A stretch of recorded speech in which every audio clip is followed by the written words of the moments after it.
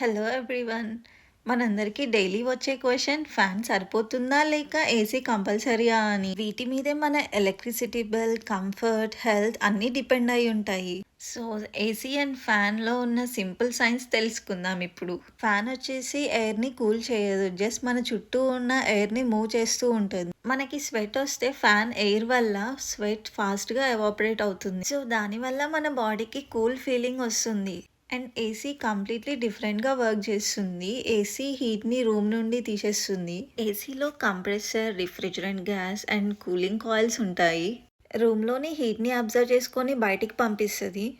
So అందుకే room temperature decrease అవుతుంది. And AC చాలా పవర్ కన్జ్యూమ్ చేస్తుంది హీట్ని తీసేయడానికి. On average fan 60 to 80 watts and AC 1200 to 2000 watts power consume చేస్తుంది. బెస్ట్ ట్రిక్ ఏంటంటే ఏసీని 26 to 28 డిగ్రీస్లో పెట్టి ఫ్యాన్ ఆన్ చేయండి. ఫ్యాన్ ఎయిర్ని స్ప్రెడ్ చేస్తుంది. సో ఏసీ తక్కువగా వర్క్ చేసి ఎలక్ట్రిసిటీ బిల్ తగ్గిస్తుంది. రెగ్యులర్గా ఏసీ ఫిల్టర్స్ క్లీన్ చేస్తూ ఉండండి. అలాగే డైరెక్ట్ కోల్డ్ ఎయిర్ తీసుకోకండి. ఇలా డైలీ లైఫ్ సైన్స్ సింపుల్గా తెలుసుకోవాలనుకుంటే follow and subscribe to my channel. Thank you all.